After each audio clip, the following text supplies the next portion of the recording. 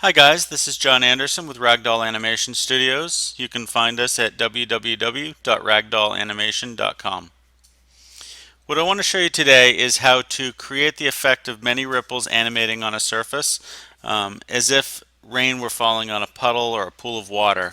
We're going to use After Effects to create our initial ripple animation, and then we're going to bring this into 3D Studio Max and we're going to apply it to geometry so that we get deforming geometry. Um, Alright, let's get started. So I have After Effects open right now, and what I want to do is I want to create a new composition. So new composition, and then I want to set this to 1024 wide by 1024 high. I want to use a frame rate of 30 frames per second and a duration of 30 frames. Okay, I'm going to hit OK. We can call this actually ripple for the composition name. And I'm going to hit OK. Okay, the next thing I want to do is I want to create a new layer. So I'm going to go up to the Layers drop down. I'm going to select New, and I'm going to select Solid. And for this, I'm going to give it a color of solid black. And then I'm going to call this black background. Okay. We're not going to have to do anything else to this, so I'm just going to lock this layer. Then I'm going to go up to Layer again, New, Solid, and then I'm going to make this layer white. And then we'll call this Alpha.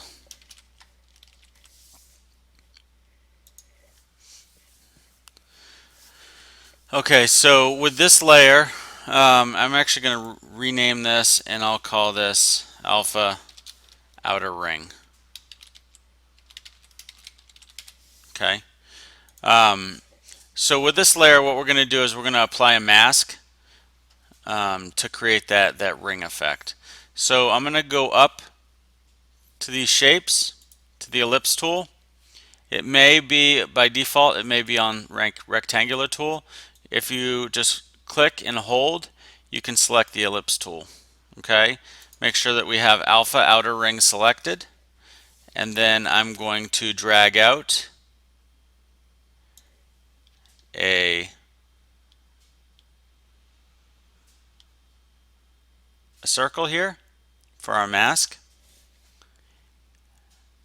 And then what I'll do is I'll drag out a second alpha, a second mask on the Alpha Outer Ring. So I'll just click in here and I'll drag out a second one. You can barely see the yellow ring, but we want to make it somewhat the same size, just slightly smaller than the first ring.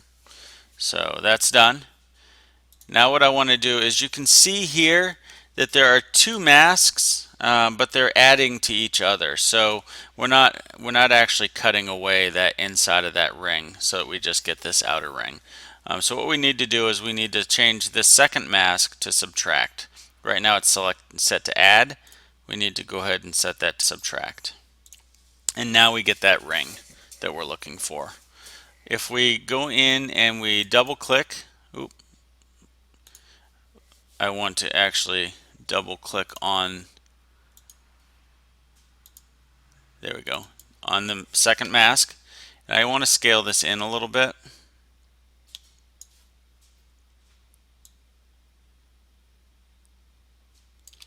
Okay, I'll hit enter, and then I want to scale the original mask in, mask 1. And I just want it to be roughly the same size all the way around. It doesn't have to be exact, but something pretty close. Okay. Now I want to see,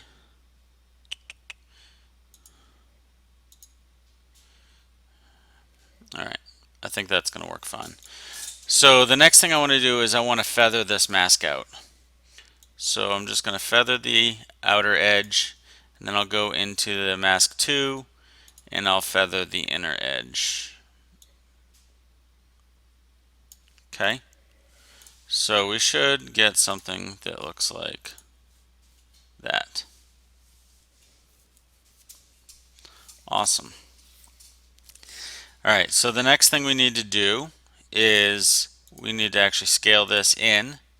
So I'm going to collapse my masks, and then I'll go to transform in the alpha outer ring. I'll go to transform, and then I'll reduce this scale way down. Okay.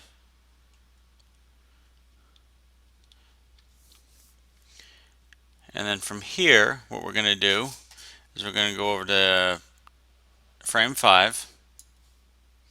Okay, you can see I'm on frame 5 here, and right here you can see that there's frame 4 and frame 6. We're right in the middle, so that's frame 5.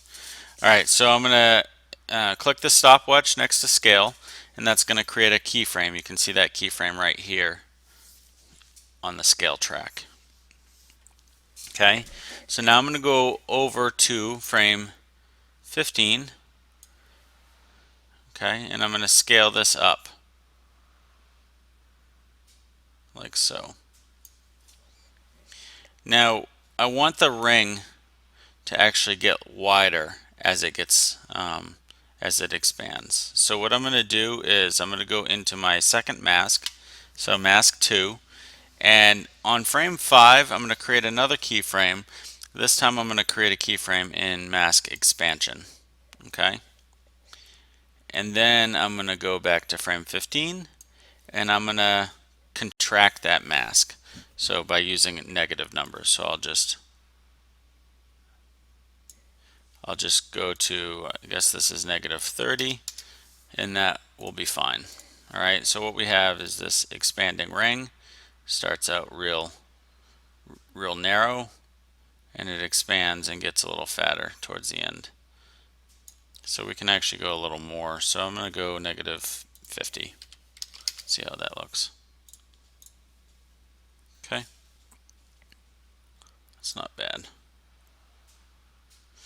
Alright, so for the next thing we want to do is we want to fade this in and out. So we'll start by fading it in. So I'll go back to frame 5. In opacity, I'll set the opacity to 0. Okay, and then I'll create another keyframe by clicking the stopwatch here. And then over 2 frames, I'm going to fade this in. Okay. And then I'm going to go to frame 10. I'm going to click this add key right here, so that little diamond, and that's going to add a keyframe there. Okay, at frame 10. And then I'm going to fade this out for the rest of the animation by reducing to 0. Alright, so we're going to get something that looks like this.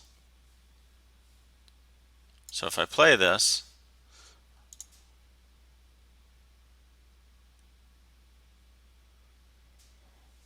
that's what we're going to get. Okay, and that looks good. So what I need to do now is I need to collapse this entire layer, and I need to duplicate it. I can duplicate this by hitting Control D. Okay, and then I want to rename this layer, and I will call this middle ring.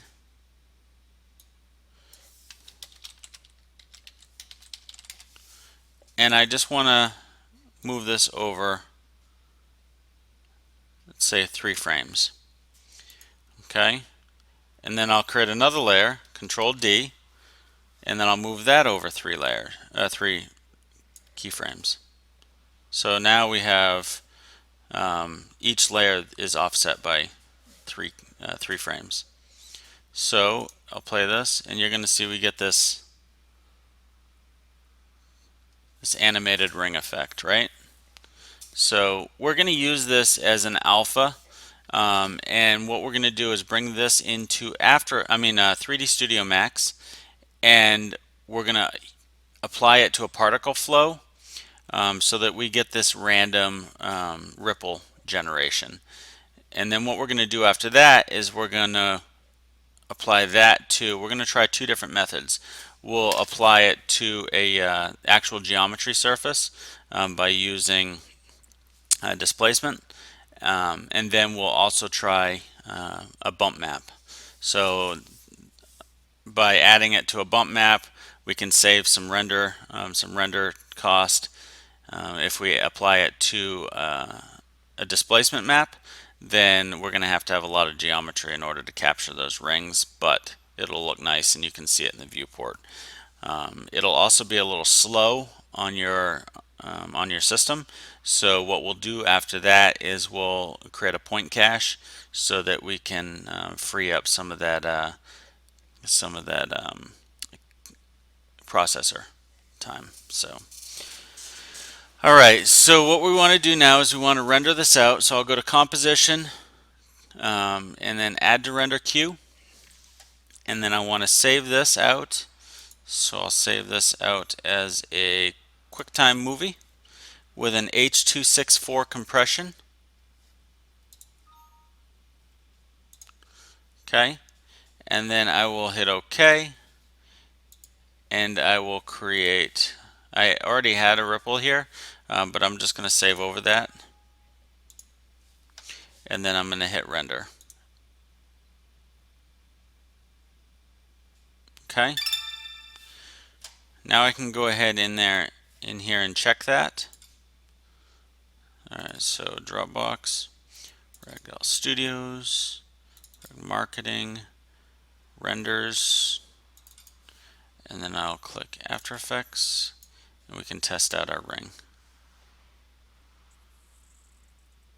Okay, I think that looks pretty good.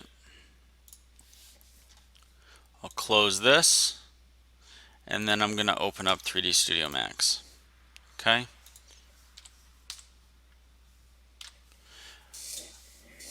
All right, so the first thing that I want to do is I want to create an emitter. I'll go into my top view, and I will create a plane.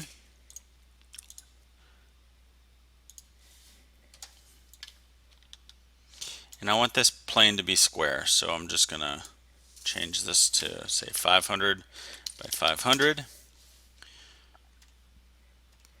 I'll get rid of my grid, and then I want to set this at 0, 0, 0, just to make things easier.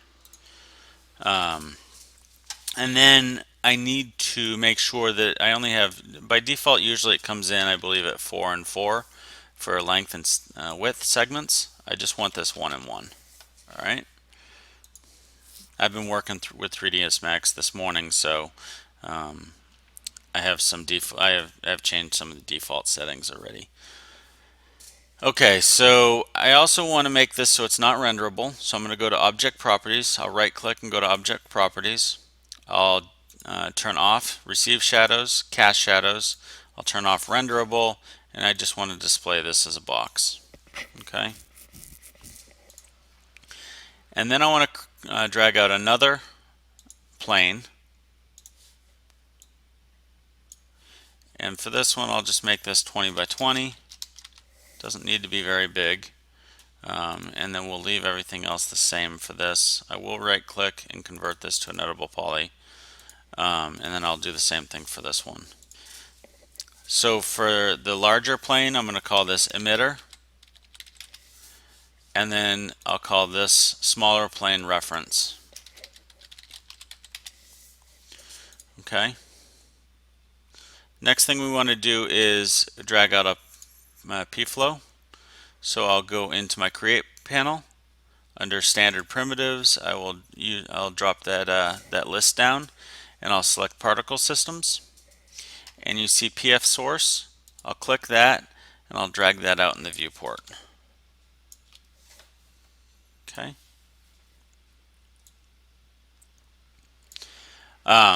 Now what we want to do is we actually want to go into our Modify panel and click Particle View, and that'll bring up this window. This is the particle flow window, or the particle view. And you see that there's a standard flow already here that occurs when you drag out a PF source like this. There are some things in here that we need and some things that we're going to get rid of. So I will get rid of one thing at a time and replace it with what we need. So the first thing we want to do is we want to change the shape. So I don't want this shape. I could come in and I could select planes as a square, and that would be fine, but I tend to like to use reference geometry.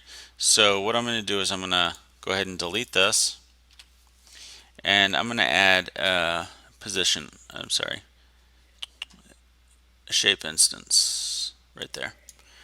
Alright, and I'll drag this in place. Now I will, up here where it says particle geometry object, I want to select that smaller plane, the one that we called reference. Okay? And you notice that you're not seeing those, you're still seeing the display ticks. So I'm going to come down to where it says display 001, and I'm going to change this to geometry. Okay? Perfect. Alright, so the next thing we need to do is we need to position all of these planes on this emitter. So by default, for the standard flow, it positions the your particles on the icon itself. Alright, and we could have dragged out that icon so it basically filled this area, this square, and that would have been fine. But I'm using an an object for my emitter, so what I'll do is I'll just delete this icon, and then I'm going to go position object. So I'll select position object down here, and I'll drag it up into place. Okay. And now what I want to do is I want to select this emitter plane as my object, my position object. So I'll go add, and then I'll come over and I'll click the emitter, and now you can see that the planes are kind of spread out all over that emitter. Now they're all rotated though, and that's not really what we want. We want all of our planes to be flat so that we get those ripples occurring flat. So what I'm going to do now is I'm just going to go to rotation. I'm going to delete my rotation, and now everything's flat. But they're all the same size. So I want to go back to my my shape instance, and I want to give it some variation. So I'm going to give this a 50% variation, and now I'm getting different sizes, and that looks better. I want to change my scale. You can go ahead and just do this interactively. I just want something that kind of fills the entire area. Alright? So the next thing that we need to change is the speed. Now if I go to my front view, you'll notice that all of those planes are way down there. And I really want them to kind of just be back up here. Alright? So what I'll do is I'll go to my speed, and I'll set the speed to something like 10. Okay? And that's a little better. I do want these to be continuous. So if I go into my birth, I'm going to see that the emits stop at 30. I want them to continue going to 300. Actually, let's have some fade out. So I'll go to 270. Okay? And that's fine. So now you'll notice that as these particles are emitting, they're moving down just slightly, and that's fine. That's exactly what we want.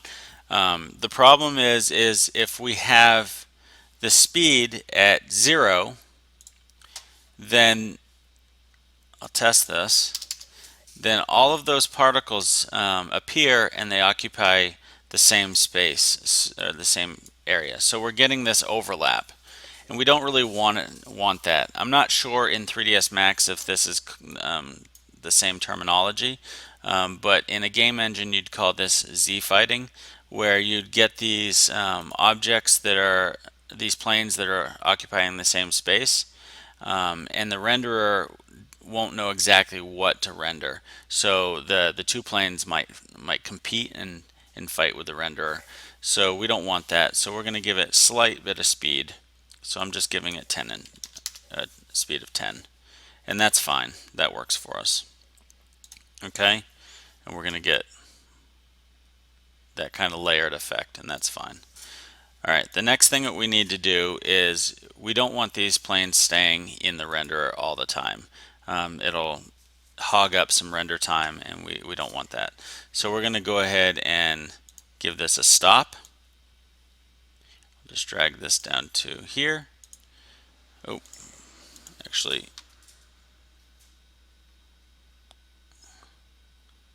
it's the wrong one. Where is it? Delete, sorry. Don't want stop, I want delete. So I'll drag delete up here, and then what I want is to delete this by particle age, and then we'll set the lifespan to 30 and see how that does. We don't want any variation. We know that our animation that we rendered in After Effects is 30 frames, so a lifespan of 30 should work fine. That'll play through the entire animation, and it'll work. It'll be good. All right, so I closed the particle view, but I'm gonna open it back up. So now I can see here that I have some ripples. Maybe I'll want more. I'll play this and see if I have a fair number of ripples on screen at any one time. That's not too bad. If we want more for a heavier rain, we could add more. So if I wanted to go and just go to my birth, I could set the amount to say 300, and we'll get a few more. Okay.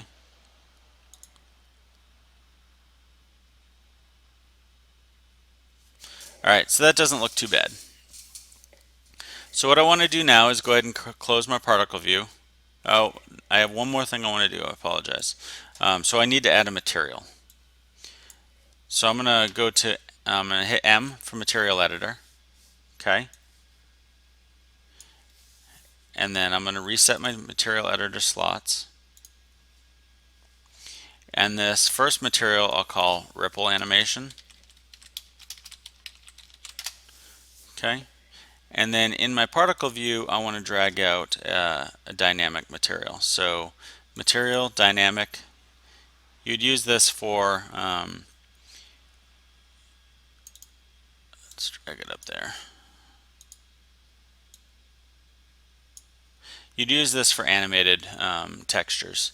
So I'll grab my material that I just created, and I'll drag it into my assigned material, and I'll make that an instance, and I'll just hit show in viewport. I don't think this is going to show in the viewport actually, but I'm just going to click that just in case. And we're all done with that. That's fine. So now I can close particle view. Alright, so I need to apply that animation. So I'm going to expand my compact material editor.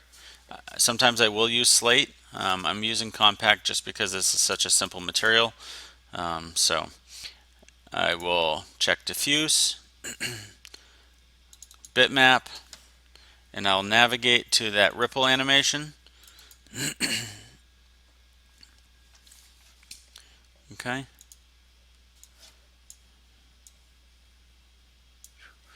Alright. And if I click show in viewport, I'm pretty sure it's just going to show the beginning of the animation. Oh. Alright, so what we're seeing here is all of the ripples are playing at once. So that's a problem. We want them to play based on the particle age. So it's not a problem. It's we just go into our bitmap, and then where it says time, we're going to hit sync to particle age. Okay. So I don't think you're going to actually see that in the viewport, but if we render it, you'll be able to see that we have different variations on when that particle plays, that animation plays. So the one thing you're going to notice here though is you're seeing the entire square. We don't want that. We want to get rid of that outer part of the square, and we only want to see this inner ring. So I'll close that, and then I will back up, go to parent, and then I'm just going to duplicate this diffuse into the opacity channel as an instance. And now if I render this, you're going to see that I'm getting some, I don't have that cutoff anymore. So I'll scrub it a little further. and just render a couple of these, making sure that I don't have any problems. I think everything looks pretty good. Okay, so what I want to do now is I'm going to close this. I'm going to close my material editor. I'm going to make sure my render setup is at a power of 2. So I'm going to just use 1024 by 1024. Okay, I want that square right there. And then in order to save this camera, what I'm going to do is I'm going to go into my perspective mode. Okay, and I'm just going to hit Control C, and that creates a new camera. So you can see up here we've created a new camera. You can see down here we have the camera controls, and right here you can see we're in camera 001. So I will rename this camera particle camera, and then I'm going to just before I do that, I want to change this to orthographic projection. We actually want to see an orthographic view, but we want to keep the camera so that we always have a reference point to go back to this, to the render view that we want. So orthographic projection allows us to do that. So I'm going to just zoom in until I have that entire emitter in view. It doesn't have to be perfect because our particles can actually go outside of that emitter a little bit, because the pivot point is actually what's going to stay on the emitter. So you could have rings that are somewhat outside of this emitter area. Alright, so if I hit F9, I can see that I have some rings happening. You can adjust. We could always go back into particle view and go into our birth, and we could adjust the number of particles if we wanted to. I think this is fine for now, so I'm just going to run with it. Alright, so I have my 1024 by 1024 set up. I'm going to go into File, and then I will render these out. I tend to render these out as JPEGs, MOV. For some reason from 3ds Max, MOV will crash my renderer. So I don't use MOV very much out of 3ds Max.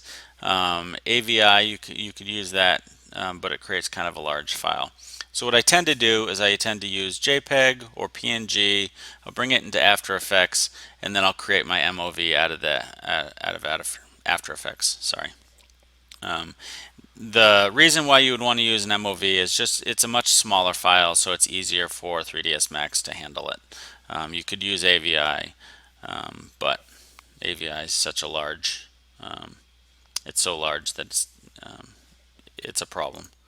So, alright, so we're going to create just a JPEG sequence, ripples, many, go in, ripples, many,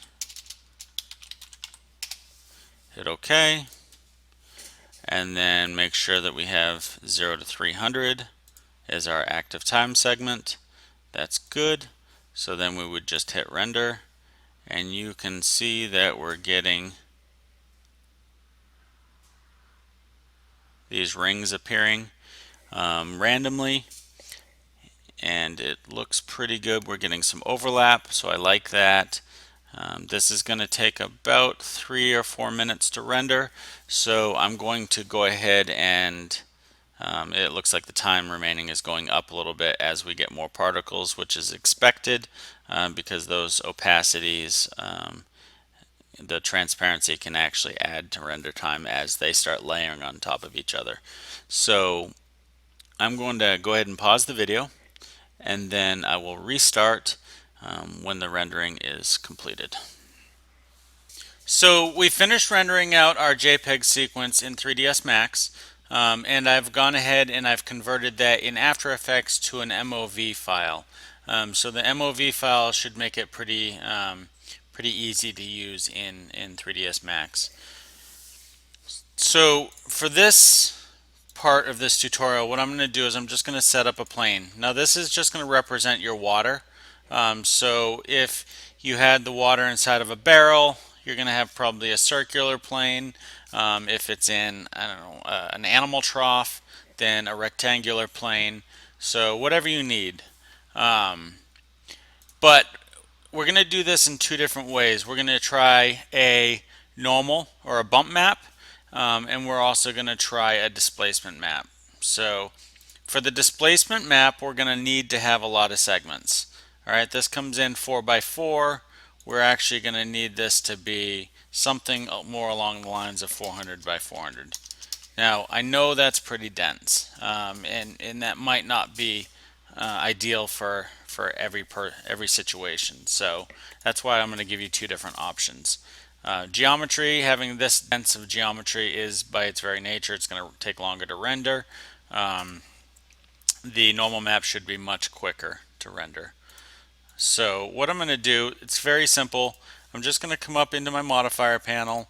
I'm going to add a displace modifier. Okay. And then I'm going to go down to where it says image, bitmap. I'm going to select my bitmap, which is going to be the MOV.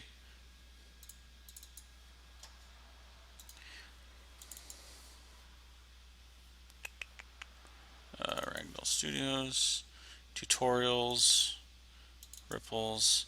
So I've got actually two different, I actually created two different files. I created one that's got a lot more ripples. So we're going to use the one that's got fewer ripples though for this.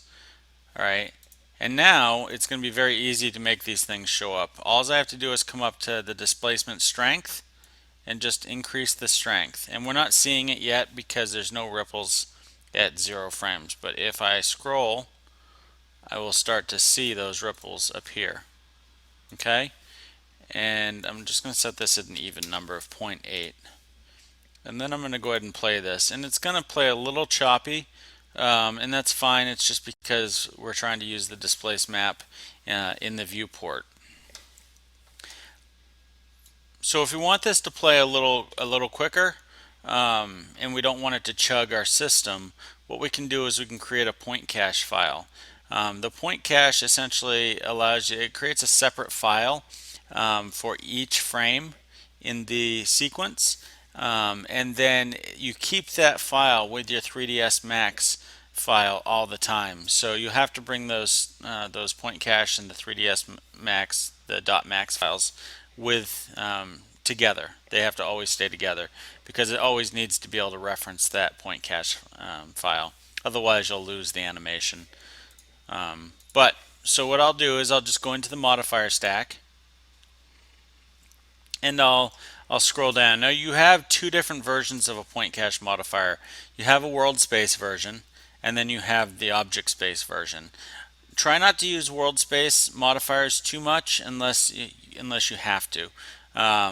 They're good for certain situations, but the problem with a world space modifier is you can't put another modifier on top of it unless it's also a world space modifier.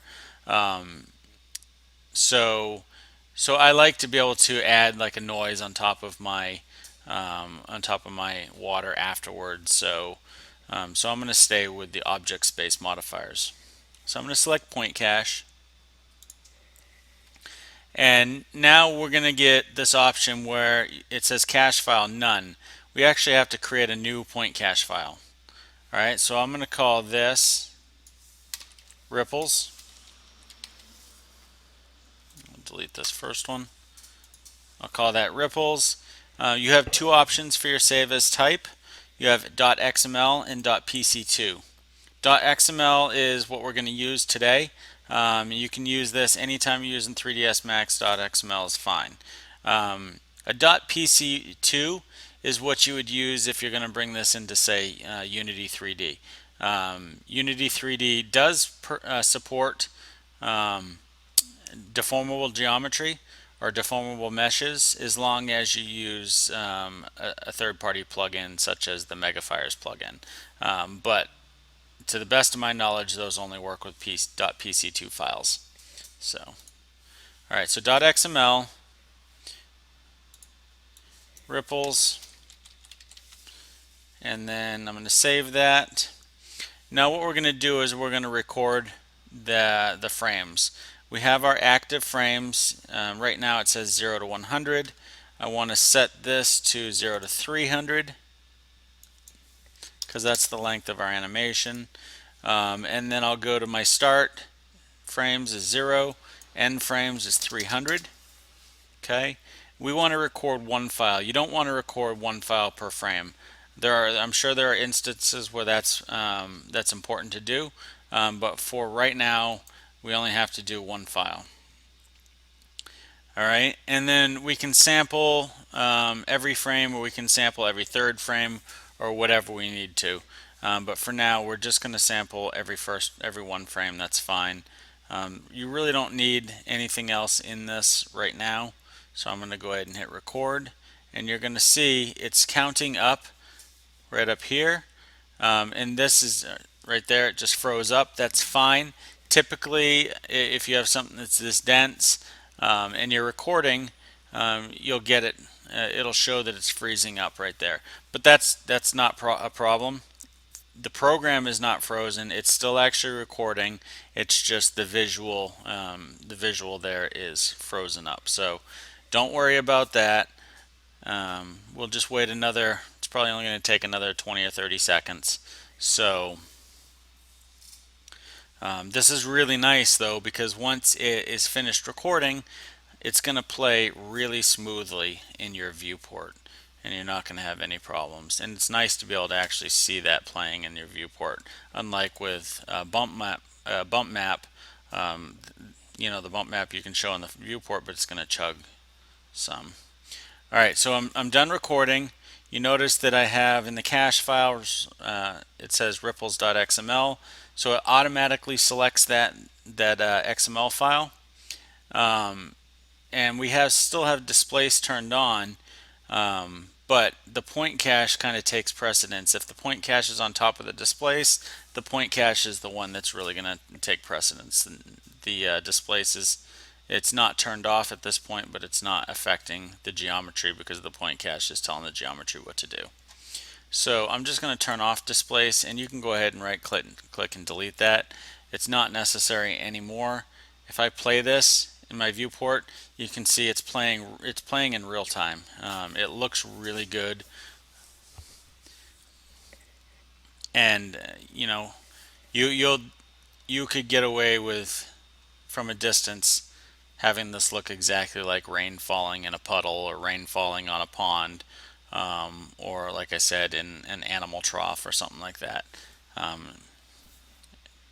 You could also, you could go in and add your refraction maps to get that the light bending as it's passing in through the water. You can add a reflection map, and just really make this look really nice. Cool. All right, so the other way that I had said that we could do this, obviously this is still pretty dense.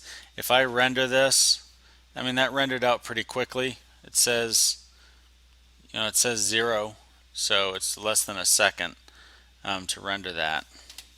I think once you add some kind of material, it's going to take longer. But let's try it out. So I'm going to go ahead and put this in its own folder. I'll call this high poly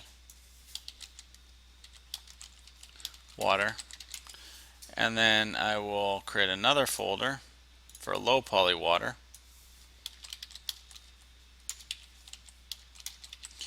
and to be responsible and good at organization, let's make sure we name all of our geometry. So I'll call this high poly water, and then I'll hide that.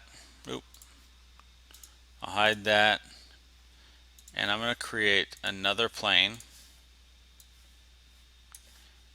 and I'll keep it the same size, 200 by 200. But we don't need all this geometry in here, so we'll just do one by one. All right, and now we're going to apply a material, and we're going to bring in that file, that MOV file, as a diffuse in the diffuse channel. Okay, and I want to show in viewport, and I can see it's playing nicely. Looks good. All right, so now I want to copy this into the bump channel, and then I'll set this at 100, and I'm going to turn off the diffuse, and you can see that that's showing up now in the diffuse channel. So let's go to realistic, materials, realistic. Oh, that's without maps. I want it with maps. So, and it should play okay. It's gonna chug, obviously, because you're trying to play a fairly large map in the viewport and animated texture. So it's gonna chug. But this is nice. If I render this, that's also less than a second. So I guess they're pretty comparable. I do think though that the higher poly will eventually chug more. So there's one other thing I wanted to show you. Obviously with this, if you wanted your ripples to be a little less distinct, you can just turn down your bump channel, the amount, and they'll be a little less distinct, right? The height won't be quite as high. So you can do that. We can also actually do that though in our high poly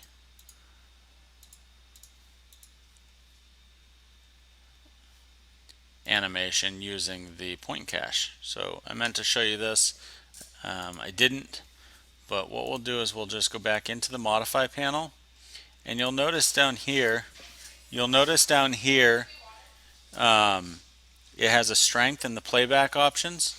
So we'll just turn down the strength right there, and you're going to see that the strength of those ripples turned down. So, and again, it's going to play pretty nice. So you can always go in and turn the ripples down. You also have the option, you can go into the playback type, and for the original range you can give this a different start time, a different range. If you wanted to slow the whole thing down, I can choose the end time at say 600, and it's going to slow the whole thing down considerably. Okay, so you have different options that you can do.